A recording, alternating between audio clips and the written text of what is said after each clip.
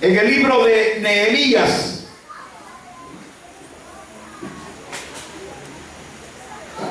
Libro de Nehemías, capítulo número 4.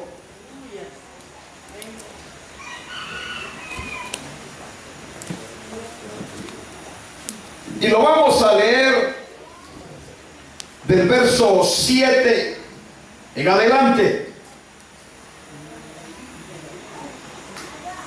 Libro de Nehemías, capítulo 4, del verso 7 en adelante, dice la palabra del Señor. Pero aconteció que oyendo Sanballat y Tobías y los árabes, los amonitas y los de Asdod, que los muros de Jerusalén eran reparados, porque ya los portillos comenzaban a ser cerrados, se encolerizaron mucho y conspiraron todos a una para venir a atacar a Jerusalén y hacerle daño. Entonces oramos a nuestro Dios, y por causa de ellos pusimos guarda contra ellos de día y de noche. Verso 13. Entonces, por las partes bajas del lugar, detrás del muro y en los sitios abiertos, puse al pueblo por familias, con sus espadas, con sus lanzas y con sus arcos. Y después miré y me levanté y dije a los nobles y a los oficiales y al resto del pueblo: no temáis delante de ellos, acordaos del Señor grande y temible, y pelead por vuestros hermanos, por vuestros hijos y por vuestras hijas, por vuestras mujeres y por vuestras casas. Y cuando oyeron nuestros enemigos que lo habíamos entendido y que Dios había desbaratado el consejo de ellos, nos volvimos todos al muro, cada uno a su tarea. Desde aquel día la mitad de mis siervos trabajaba en la obra, y la otra mitad tenía lanzas, escudos, arcos y corazas detrás de ellos. Estaban los jefes de toda la casa de Judá, los que edificaban en el muro, los que acarreaban y los que cargaban. Con una mano trabajaban en la otra, en la obra, y en la otra tenían la espada. Gloria sea para siempre al Hijo de Dios. Vamos a orar en esta hora. Vamos a incluir en nuestras oraciones a Margarita Angulo y al niño Brad Ismael, para que Dios se glorifique y los sane en esta hora y sea glorificado su santo nombre. Padre nuestro que estás en los cielos, Señor, gracias por tu presencia. Gracias, Señor, por derramar misericordia en nuestras vidas. Gracias, Señor, porque tu fidelidad es grande y es para siempre. Y en esta hora, Señor, que estamos delante de ti, te rogamos, Señor, que tú obres en estas necesidades, que obres, Señor, en estas dos vidas que están enfermos, que necesitan, Señor, urgentemente tu presencia. Que seas tú obrando en sus vidas, dándoles el milagro que necesitan. Ahora, Señor, háblanos a través de tu palabra. Glorifícate, Señor, en ella, y toca, Señor, nuestros corazones, nuestros labios, nuestras vidas pronuncien tu nombre, y cada día, Señor, se añadan los que han de ser salvos. En el nombre de Jesús, por quien te damos las gracias. Amén, Señor. Y amén. Gloria a Dios. Pueden tomar sus asientos. Y desde ya les voy a pedir que pongan siempre un poco de atención. Esta porción que hoy vamos a meditar es una porción muy especial, por cuanto habla de la obra de Dios y de aquel momento en el cual Jerusalén estaba destruida, el pueblo había salido huyendo y aún las cabezas eran esclavas en el imperio medo-persa, que era el que estaba en ese momento. Ya Babilonia había dejado de ser, había sido conquistada, y ahora era el imperio persa el que estaba sobre cabeza de Israel. Y la Biblia expresa cómo Nehemías, que después de ser un hombre grande, ahora era esclavo y servía al rey. Pero ese rey tenía una cualidad muy diferente a los otros imperios, y era que él había permitido que toda la gente conquistada volviese a sus pueblos, volviese y regresasen a sus pueblos de origen. Y nace la necesidad en Nehemías al consultar cómo estaba el pueblo de Dios y cómo estaba Israel. Y cuando le dan noticia que Israel estaba en el suelo, sus muros derribados, el pueblo había salido huyendo, solo había quedado un pequeño remanente fiel, pero tenía más miedo que a saber qué. A todo le temblaba. Y Dios pone la necesidad en Nehemías de querer restaurar los muros de Jerusalén. Y va donde el rey y pide cartas, pide autorizaciones, pide ayuda para ir a Jerusalén y comenzar a restaurar la obra de Dios. Yo sé que cuando uno llega a un lugar, y se lo digo porque lo he vivido por experiencia en este lugar, cuando uno llega a un lugar que ha sido destruido o asolado y encuentra un pequeño remanente, ese pequeño remanente, aunque tiene deseos de cambios y deseos de muchas cosas, pero también ha sido contaminado y hay temores abundantes en sus vidas que les impiden seguir adelante, que no es fácil emprender una obra de esas, no es fácil seguir adelante cuando ha habido tanta gente lastimada, tanta gente golpeada. Satanás se ha reído en gran manera sobre todo el pueblo de Dios. Sin embargo, las promesas de Dios son fieles y verdaderas. Las promesas de Dios son latentes y deben de estar latentes en nuestros corazones. Dios ha prometido darte victoria en todo momento y en todo lugar. Y Dios ha prometido tenderte la mano cuando tú lo necesites. Lo lamentable es que el pueblo de Dios parece como que tiene amnesia y no quiere acordarse que hay 8.500 promesas en este libro y que todas son para ustedes.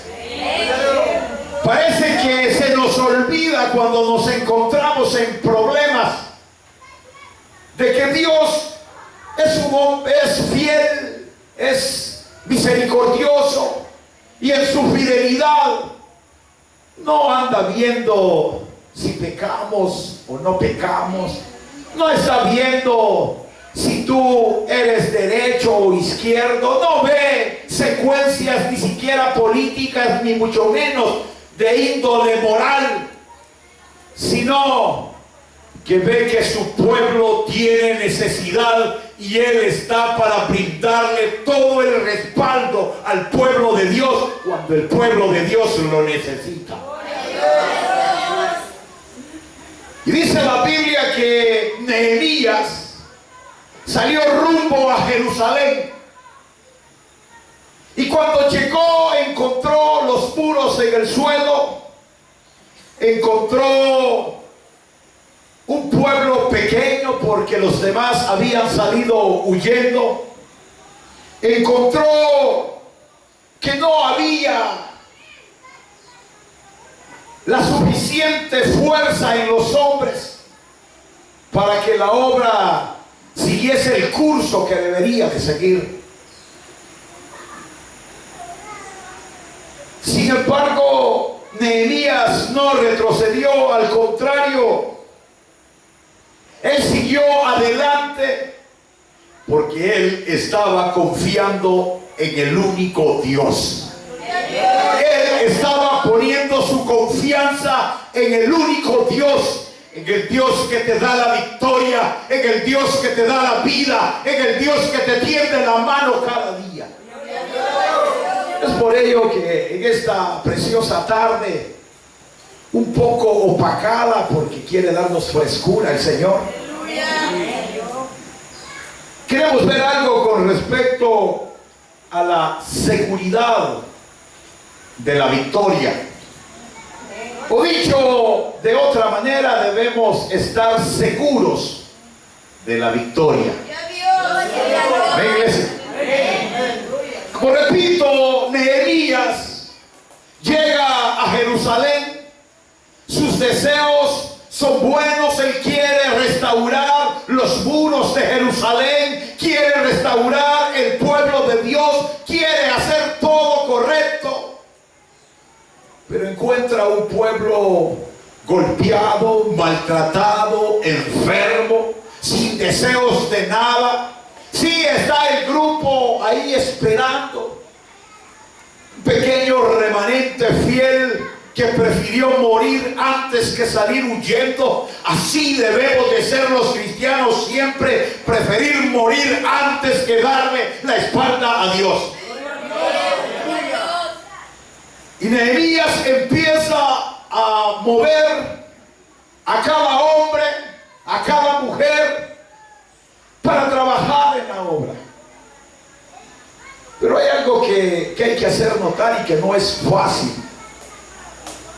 Y es que el primer obstáculo que se presenta cuando se inicia una obra, ¿cuál creen ustedes que es? Ya me van a decir, no hay reales. ¿Cuál cree usted que es el primer obstáculo que se presenta en la obra de Dios para impedir que la obra de Dios continúe?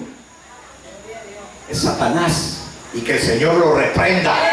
Pero es el primero que va a estar al frente, deteniendo la obra, deteniendo a los hermanos, deteniendo al pueblo para que el pueblo no avance.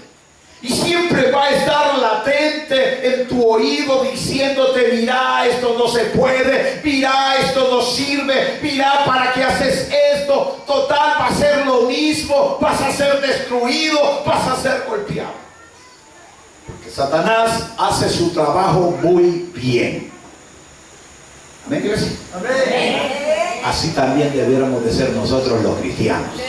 Hacer el trabajo bien, para que Satanás, al ver un pueblo fortalecido en el Señor, dé media vuelta y salga huyendo y no encuentre espacio donde poder echar raíces.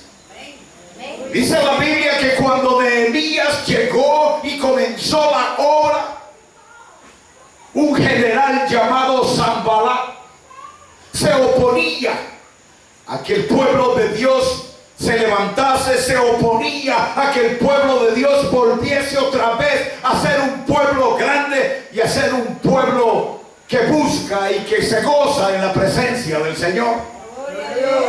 Y se junta con otros generales más de otros reinos y quieren destruir y quieren detener la obra de Dios. Cuando tú empiezas algo, ¿crees que ese algo va a ser fácil? No. Ya se los he dicho, todo lo que fácil empieza, fácil termina.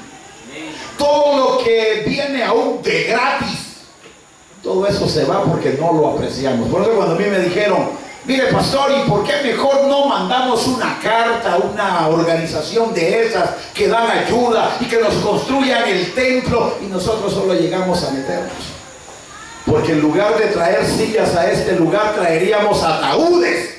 Porque nos moriríamos todos, porque perderíamos la visión de tener a ese Dios poderoso con nosotros. No lo valoraríamos si nosotros todos nos diesen de gratis. Por eso es que tenemos que esforzarnos un poco. Tenemos que luchar para alcanzar el objetivo que tenemos propuesto. Debemos de esforzarnos cada día para hacer algo más de lo que ya hemos hecho. Y entonces valoraremos. No sé si usted se ha fijado que cuando a usted le regalan 10 pesos, usted rápido agarra esos 10 pesos, va y los malgasta y a cualquier cosa los gasta. Pero cuando usted ha sudado por esos 10 pesos, no quiere que le toquen ni un centavo, porque sabe que ha sudado fuerte y sabe que le ha costado, y no es posible que alguien que no ha trabajado se venga a gastar lo que a mí me costó sudor y lágrimas. Igual es en la obra de Dios. Si a ti te cuesta un poco de esfuerzo, ¿por qué no te va a costar mucho? Porque Dios te pone el querer como el hacer. Dios te brinda todo el respaldo. Dios te da todo el apoyo que tú necesitas. Entonces no te vas a esforzar mucho. Pero ese pequeño esfuerzo te hace valorar todo aquello que Dios está poniéndote por delante. Gloria sea para siempre al Hijo de Dios. Pues repito, el enemigo es el primero que se presenta. Es el primero que va a querer detenerte, es el primero que va a querer ponerte tropiezo. Él va a buscar cómo tú te enfríes, cómo tú te decaigas. Qué sé yo, va a ponerte enfermedades, va a ponerte tropiezos, va a ponerte la familia encima para que se te volteen y te dejen solo. Cualquier cosa va a ser para que tú te detengas. No es que Satanás quiera pelear contigo, si nosotros solo somos simples mortales. Satanás lo que quiere es detener la obra de Dios, porque su lucha es contra el Rey de Reyes y Señor de Señores, pero jamás podrá vencerlo, porque su poder es grande y su misericordia es para siempre. Gloria sea para siempre al Hijo de Dios. La Biblia expresa de que Sanballat y Tobías y Asdod se juntaron para querer detener la obra de Dios. Ellos representan a Satanás y a sus demonios en este momento. Y así es Satanás. Cuando tú inicias algo, siempre hay piedras de tropiezo. Te hace sentir solo, te hace sentir despreciado, marginado. Yo he oído hermanos que dicen, ay pastor, a mí ya nadie me quiere. No, si ya por poquito y convence. Por poquito, pero ese poquito le hace falta la esencia. ¿Cómo un cristiano va a estar diciendo que alguien no lo quiere o que nadie lo quiere? Si lo puede olvidar su familia, lo pueden olvidar sus compañeros de trabajo, lo pueden olvidar sus amigos, pero hay uno que está sentado a la diestra de Dios. Ese no se olvida de ti, ese no te niega, ese está intercediendo por ti todos los días de tu vida y siempre derramará misericordia para que tú te des cuenta que no estás solo. Gloria sea para siempre al Hijo de Dios. ¿Por qué sentirnos solos? Si tú lees por ahí, dice que Judá, fíjate en esto, que Judá, dice, empezó a sentir de que ya todo estaba terminado y que ya no había nada que hacer. Que la tribu de Judá, cuando Sanbalat empezó, en el verso 10 dice, y dijo Judá, las fuerzas de los acarreadores se han debilitado y el escombro es mucho y no podemos edificar el muro. Miren, yo aquí ya he oído esas frases. Es que no se puede, pastor. Es que usted es necio, me dijo uno por ahí. Usted no entiende que no se puede. Yo le digo una cosa, si no se pudiera, no hubiésemos llegado hasta donde estamos. Porque Dios está con nosotros y derrama misericordia y la derrama en abundancia. Dios es grande y para siempre es su misericordia. Los de Judá se sentían derrotados, se sentían tristes, impedidos. La golpiza había sido grande. Ya no había nada que hacer. ¿Cree usted que ya no hay nada que hacer en su vida? Probablemente la presión que ha vivido es fuerte. Probablemente la enfermedad que ha tenido es muy grave. Y más si va al hospital de aquí de San Carlos, peor, ahí ya se lo acabaron rápido. Sí. Puede ser que sus deudas sean mayores. Usted siente que ya nada es con usted. Usted llega a su casa buscando la ayuda de la familia. Tal vez no para que le den reales, sino para que le escuchen, tal vez porque necesita descargar un poco la presión que tiene en el corazón. Y aún hasta la familia le da la espalda a uno. Lo ven a uno como la oveja negra. ¿Alguno hay que le hayan dicho así que es la oveja negra? ¿Por qué me lo dijeron? No hay uno aquí que le hayan dicho oveja negra. Todos son ovejitas de esas hermosas disfrazadas de lobo. Sí, siempre hay uno en la familia que es la oveja negra. Todo lo que ese hace está malo, el pobre angelito. Él agarra para un lado, está malo, agarra para el otro, está malo, y todo le sale mal, y todo lo que ese hace, aunque esté bien, siempre está mal. Pero lo curioso es que esa oveja negra, cuando llega a los pies de Cristo, las cosas son diferentes. Por eso es que me extraña que usted no se sienta oveja negra, porque la iglesia del Señor está llena de ovejas negras, de gente que la sociedad la desechó, de gente que ya nadie le quería tender la mano, de gente que era lo más vil de la tierra, porque de lo más vil de la tierra buscó Dios para la alabanza de su gloria. Gloria sea para siempre al Hijo de Dios.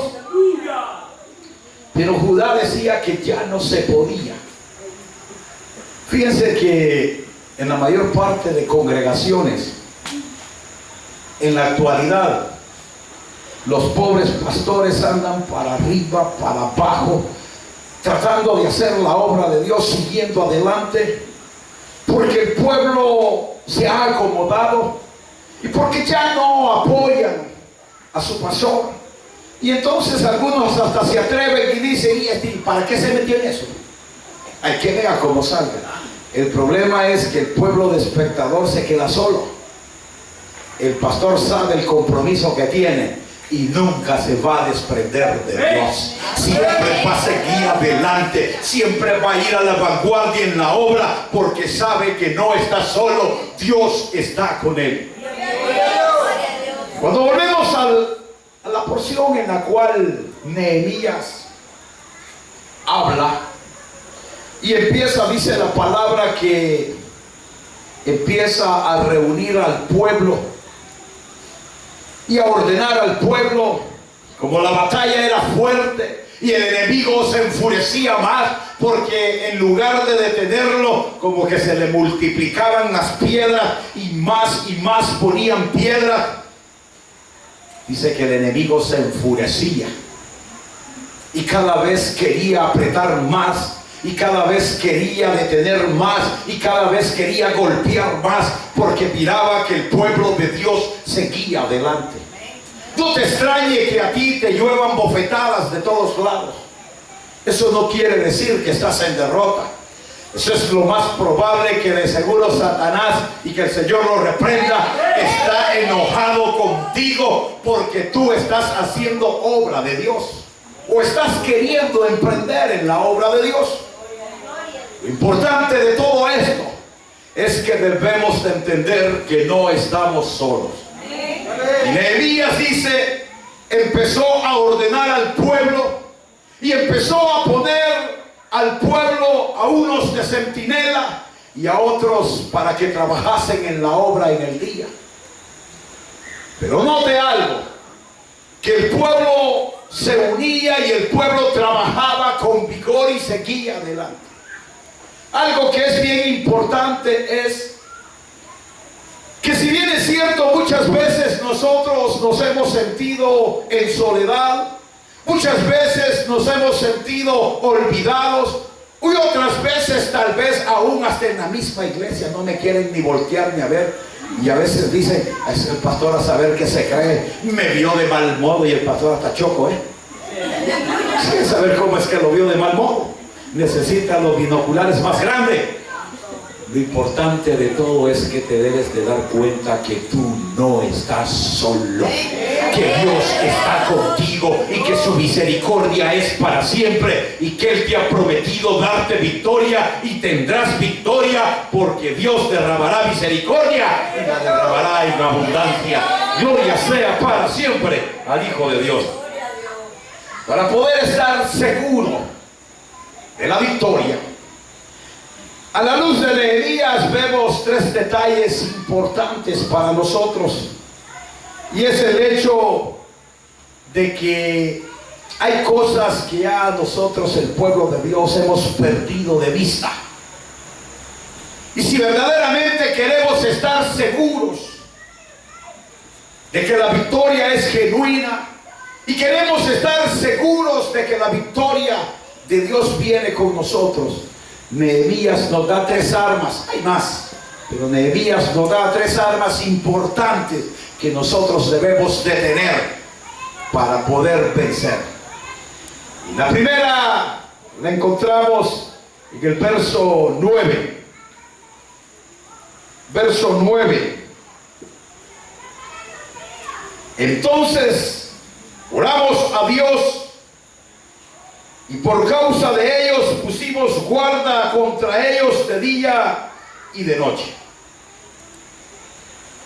La base esencial de la victoria para los hijos de Dios no es estar metidos aquí en la iglesia. Yo siempre he dicho esto: el 100% de la gente que viene a la iglesia, el 95% anda más disparada que a saber qué. No sabe ni a qué viene, ni sabe para dónde va. Y no porque no haya palabra, y no porque Dios no descienda, sino porque no hay valores en su corazón, y no han aprendido todavía que delante de Dios hay que estar en humillación.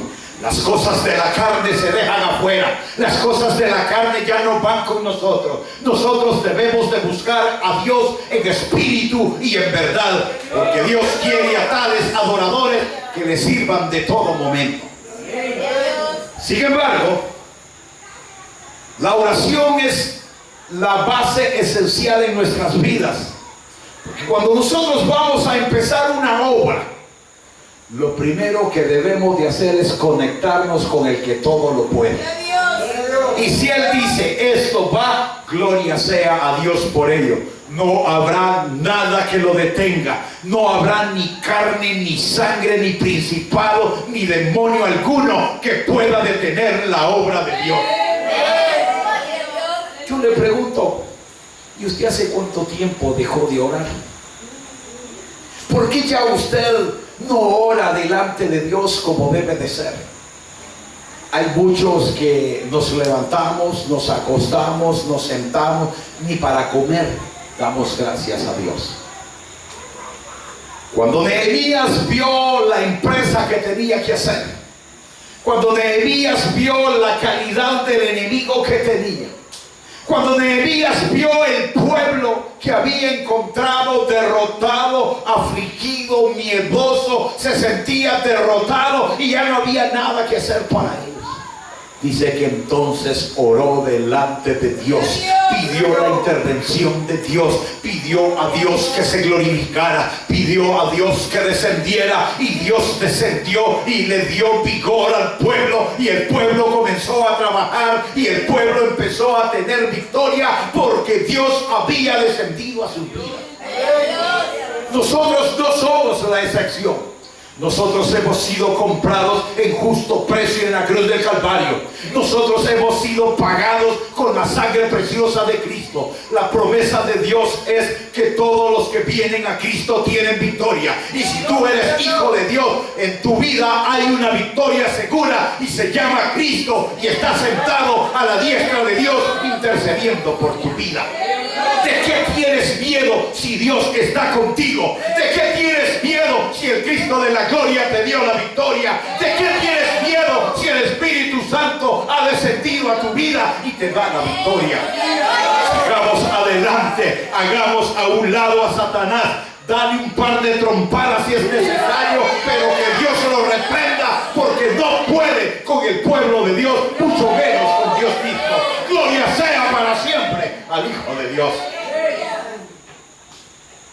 Nosotros debemos de aprender a orar y debemos de ser hombres y mujeres de oración. Fíjense de que aquí hay un grupo de mujeres que están domingo a domingo reuniéndose en oración, y lo hacen el viernes en el culto de mujeres. Debieran de ser más, porque si el pueblo de la restauración cristiana ya hoy pasa de 100 personas y que solo vengan 9, 10 a orar, les digo, no es como muy correcto. Sin embargo, esas 10 mujeres que están orando están deteniendo la batalla, están deteniendo la guerra, están dando victoria, porque ellas están moviendo a Dios a misericordia y están haciendo que todos los hombres y mujeres de Dios en este lugar recibamos victoria de parte de Dios, porque la oración del justo puede mucho. Gloria sea para siempre al Hijo de Dios. Ahora imagínate si fuéramos los 100 orando. Imagínate cómo temblaría este lugar y cómo temblaría Satanás al ver 100 hombres y mujeres aclamándole a Dios, pidiéndole a Dios su intervención. Ni en la iglesia, ni en tu casa habría derrota, ni en la iglesia, ni en tu casa habría nada que te detuviese, porque Dios estaría contigo. Gloria sea para siempre al Hijo de Dios. Y el verso 13 dice: entonces, por las partes bajas del lugar detrás del muro y en los sitios abiertos, puse al pueblo por familias, con sus espadas, con sus lanzas, con sus arcos. Y después miré y me levanté y dije a los nobles y a los oficiales y al resto del pueblo: no temáis delante de ellos, acordaos del Señor grande y temible, y pelead por vuestros hermanos, por vuestros hijos, por vuestras hijas, por vuestras mujeres y por vuestras casas. Y cuando oyeron nuestros enemigos que lo habíamos entendido, que Dios había desbaratado el consejo de ellos, nos volvimos todos al muro, cada uno a su obra. Algo que es bien importante que nosotros entendamos, porque ellos lo entendieron, es que aquí somos un equipo de trabajo. Yo no sé qué parte del equipo tú puedes ser, pero si tú vienes a este lugar, debes de integrarte a la familia de Dios, y debes de sentirte parte, y debes de luchar por ser parte, y debes de disfrutar el ser parte del pueblo de Dios. Amén. Por cuanto la unidad Es la base esencial también para la victoria. Fíjense que el mundo lo entiende y el pueblo de Dios no lo quiere entender. ¿No han oído ustedes un eslogan que dice: el pueblo unido jamás será vencido? ¿No han oído ustedes eso? Durante años el ejército hoy, antes estaba del lado contrario y era el que llevaba la consigna, y mucha gente seguía adelante y mucha gente iba adelante en apoyo porque sabían que había de haber unidad. ¿No creen ustedes que si nosotros fuésemos unidos fuésemos más grandes? ¿No creen ustedes que si entre nosotros se rompieran aquellos esquemas de discordia, aquellos esquemas de rechazo entre uno y otro, hermanitos que no se pueden ver porque se tienen repelentes, hermanitos que se odian, se aborrecen, se maltratan, se critican, se muerden, pero siguen diciendo que son cristianos, a saber de cuáles? Porque el pueblo de Dios es unido. Una sola sangre los compró y fueron comprados en la cruz del Calvario. Por eso el Señor dijo: amaos los unos a los otros. No dijo: mira, si el hermano te cae mal, dale con todo. O mira, si el hermano no hizo lo que vos querías, despreciarlo, hacerlo o dejarlo. Cuando Nehemías vio lo que sucedía, vio que el pueblo de Dios había empezado a cobrar ánimo, había empezado a trabajar con arduos deseos de hacerlo, empezó a organizarlos y empezó a ponerlos a unos de un modo, a otros del otro, sin olvidarse la función principal del pueblo. Nosotros debiéramos de trabajar, dice el proverbio, como las hormigas. Las hormigas no tienen patrones, pero todas saben que durante el verano deben de trabajar arduamente porque en el invierno no van a poder. Si así trabajáramos nosotros, les aseguro que ya deberíamos de estar montando el templo allá en las piletas, porque no alcanzaría la gente. Hace unas cuantas lunas yo le decía al pueblo: si cada uno de nosotros nos propusiésemos traer un alma en un mes, ¿cuántas almas tendríamos en este lugar al cabo de 6 meses? Si nosotros nos propusiéramos ser verdaderos cristianos, que ya el Señor tocó nuestras vidas y que ya el Señor nos limpió y nos purificó, y en lugar de andar pensando en si el hermano me quiere o no me quiere, mejor debería de estar pensando: gracias, Señor, porque tú has demostrado tu fidelidad en mi vida y ahora voy a pregonar tu palabra porque ese es tu mandato. Y entonces, unidos todos, haríamos de la obra de Dios la obra más grande de San Carlos. Gloria sea para siempre al Hijo de Dios. No habría espacio donde nosotros no estuviésemos predicando. No habría espacio donde nosotros no estuviésemos llevando bendición a cada vida que lo necesitara. No habría espacio donde nosotros no fuésemos un canal de bendición para el que lo necesita. Cuando lo entendieron, dice la palabra de Dios, que cuando el enemigo vio lo que estaba sucediendo y vio que el pueblo de Dios lo había entendido, el enemigo dio media vuelta y salió huyendo porque vio que ahí no se podía. Cuando tú entiendas que de la mano de Dios tienes victoria, Satanás saldrá huyendo porque sabrá que no podrá contigo. Cuando tú te des cuenta que Dios está contigo y la victoria es tuya y es para siempre, Satanás saldrá huyendo porque no podrá contigo, porque tú irás siempre a la vanguardia en la obra de Dios. Para finalizar, allá en el verso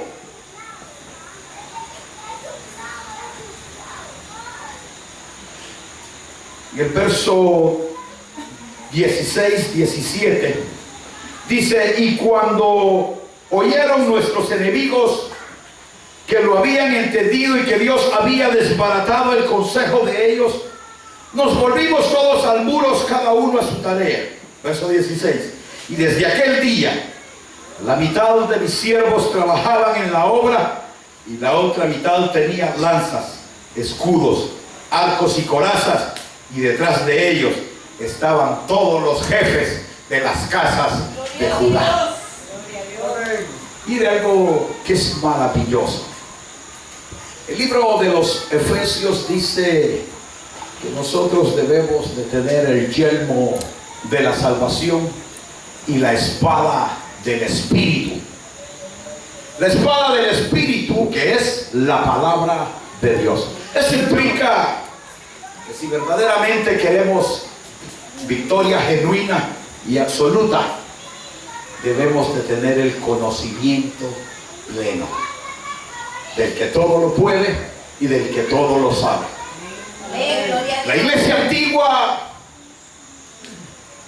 decía no ser suyo nada. Ellos estaban seguros de que Dios estaba con ellos.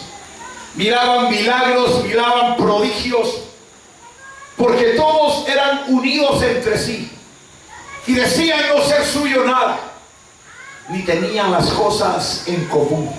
Al contrario, dice que vendían sus propiedades y el producto de lo vendido lo llevaban a los apóstoles para que estos lo distribuyeran entre los necesitados, porque ellos querían vivir de las misericordias de Dios. Cuando Nehemías empezó a ver y el pueblo de Dios empezó a entender que Dios había descendido a sus vidas y que Dios les estaba dando la victoria, siguieron el curso que el Señor les había establecido y comenzaron a trabajar y a trabajar y a trabajar, y los muros de Jerusalén se empezaron a construir y Jerusalén fue restaurada. Pero lo más precioso de esto es que dice que unos, mientras estaban trabajando de noche como celadores, los otros trabajaban de día en la obra. Luego se invertían y los de día pasaban a la noche y viceversa. Y si usted lee los versos finales de este capítulo 4, dice, el verso 23, ni yo, ni mis hermanos, ni mis jóvenes, ni la gente de guardia que me seguía, nos quitábamos nuestros vestidos. Cada uno se desnudaba, dice, solo para bañarse. Mire hasta dónde le habían dado valor a la obra de Dios. Mire hasta dónde había llegado ese pueblo con tal de servirle a Dios. Mire hasta dónde ese pueblo honraba la gloria de Dios sobre sus vidas. Yo te pregunto a ti, con eso termino, ¿hasta dónde tú honras al Señor? ¿Hasta dónde tú serás simple y sencillamente un espectador en este lugar? ¿Cuándo te vas a integrar al pueblo de Dios como es debido? ¿Y cuándo vas a empezar a ejercer todos esos poderes que Dios ha dado a tu vida? ¿Cuándo vas a usar esos labios para pregonarle a tu hermano que solo en Cristo hay victoria y solo en Cristo hay salvación? Cuando estos lo entendieron, agarraron un rigor de trabajo que no tenían tiempo ni para dormir, y lo único que hacían era bañarse, y solo lo hacían en momentos precisos cuando miraban que estaban seguros. Dios te da a ti la victoria, y Dios quiere que tú tengas seguridad en la victoria, pero no te desprendas de la mano de Dios. Gloria sea para siempre al Hijo de Dios. Nos vamos a poner de pie.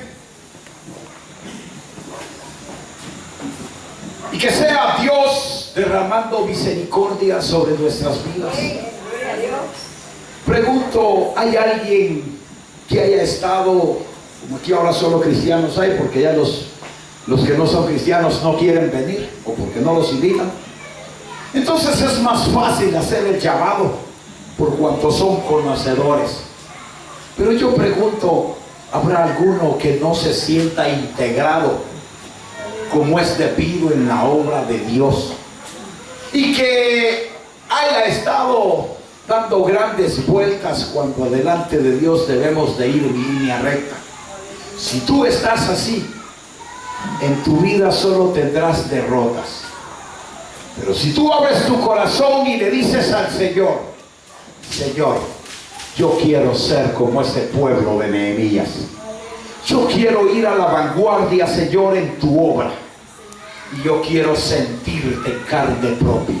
No que me cuenten cuentos. No que me digan, mira, yo viví, yo hice, no, yo quiero vivirlo. Y solo lo podrás vivir si tú abres tu corazón delante de Dios y dejas de andar en las orillas. Cristo viene y viene pronto. Y los que andan en las orillas terminarán en las orillas, porque no se irán con el Señor. ¿Hay alguien que quiera reconciliarse con el Señor? ¿O ya todos son completamente de casa? Si hay alguien que quiera hacerlo, levante su mano y deje que el Señor se glorifique.